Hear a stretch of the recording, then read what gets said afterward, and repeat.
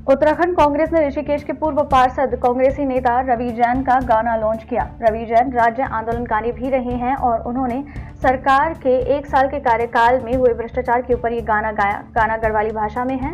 गाने के माध्यम से प्रदेश सरकार पर कटाक्ष किया गया। इस गाने में अंकिता भंडारी हत्याकांड, छात्रों पर लाठीचार्ज समेत तमाम मुद्दे हैं जिन पर प्रकाश डाला गया। इस गाने को रिलीज करने के बाद करण महरा ने कहा, इस गाने के माध्यम से जनता को बीजेपी के काले कारनामों का पता होगा और जनता की आंखें खुलेगी। इस मौके पर यशपाल आर्य, गणेश गोदियाल समेत कांग्रेस के तमाम दिग्गज नेता मौजूद रहे। नवभारत समाचार, देहरादून, उत्तराखंड से अलमोहन लखेड़ा की रिपोर्ट। आज रिलीज किया गया, क्या एक मैसेज देने की कोशिश की गई जिस तरह से सरकार के नाकाम कामों को उसमें भी दिखाया गया? देखिए, जैसा कि हमारे भाई वैभव वालिया ने अभी एक्सप्लेन किया कि 1 साल में इतनी सारी घोटाले, इतनी सारी बदइंतजामियाँ आप सबने देखी हैं कि उसको भाषणों में कहना बहुत मुश्किल है। लेकिन जिस तरीके से रवि जैन साहब ने अपनी इस छोटी सी एल्बम में, म्यूज़िक एल्बम में सामने प्रस्तुत किया है, निश्चित ही वो बहुत प्रभावशाली है।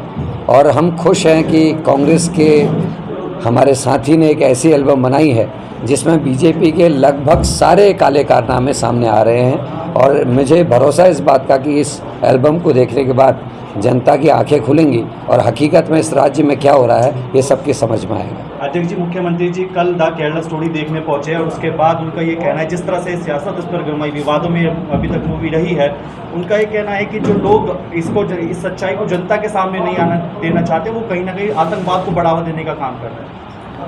मुझे एक निवेदन करना है बीजेपी के मुख्यमंत्री और बीजेपी की सरकार से कि पहले राज्य की व्यवस्थाएं सुधारें, क्योंकि राज्य की जिम्मेदारी जनता ने उनको दी है। 4 धाम यात्रा होती है, उनके मंत्री जो जिनका ऊपर स्वास्थ्य का भार है, जिनके ऊपर टूरिज्म का भार है, वो गायब हो जाते हैं। मुख्यमंत्री मूवी देखने जाते हैं। मैं तो उनको निवेदन करूंगा कि पहले रवि जैन साहब की इस प्रस्तुति को देख लें, वो खुद क्या कर रहे हैं, इस राज्य के संग क्या न्याय कर रहे हैं, उनका वो और उनका प्रशासन, उनके मंत्री किस तरीके से लोगों का शोषण कर रहे हैं, ये इस प्रस्तुति से जाहिर हो जाएगा। अगर राज्य बचेगा तो राष्ट्र भी बचेगा। अल्मोड़ा में एक बार फिर नवजात राज्य की स्वास्थ्य व्यवस्थाएं बहुत ही खराब हैं और शिक्षा व्यवस्था, दोनों व्यवस्थाओं को बहुत बड़े उपचार की आवश्यकता है। अभी हाल ही में हमारी प्रवक्ता गरिमा दसोनी ने आप कुछ साथियों के साथ यहाँ छापा भी मारा था और पिछले वर्ष भी किया था, जिसमें उन पर केस डालने की सरकार ने कोशिश भी की थी और बहुत बड़ा घोटाला सामने आता। दवाइयों की, उपकरणों की खरीद फरोख्त, क्योंकि उसमें बहुत बड़ा कमीशन है, उसके लिए सरकार और सरकार के कर्मचारी तत्पर हैं। लेकिन जिन डॉक्टर्स की, स्पेशलिस्ट की आवश्यकता है, जो संवेदनशीलता की आवश्यकता अस्पतालों में होती है, उसकी नितांत कमी इस समय दिखाई दे रही है। और जब जिले स्तर के बड़े अस्पतालों का यह हाल है, तो ग्रामीण क्षेत्रों के छोटे अस्पतालों में कितनी बदहाली होगी, बदइंतजामी होगी, इसको आप सब समझ सकते हैं। थी सुशीला बलूनी जी, प्रखर राज्य आंदोलनकारी रहीं।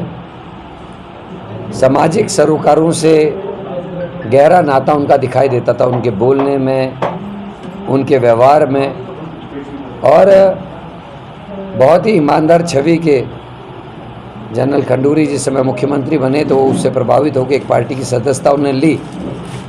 लेकिन यथाकथा जब भी उनसे मिलना होता था, वो परेशान थी कि किस तरीके से प्रशासन काम कर रहा है, किस तरीके से सरकारें काम कर रही हैं, और वो जो भी उनके कहने तरीके थे उसमें विरोध दर्ज भी करती थी। आज वो हमारे बीच में नहीं रही हैं और मैं धन्यवाद देना चाहता हूँ रवि जैन साहब को कि उन्होंने आज अपनी प्रस्तुति को दीदी को समर्पित करते हुए उसको लॉन्च किया है। क्योंकि जो चीज़ें जो भाई रवि ने दिखाई हैं अपनी इस एल्बम में, इन सभी चीज़ों से दीदी प्रभावित हो रही थी।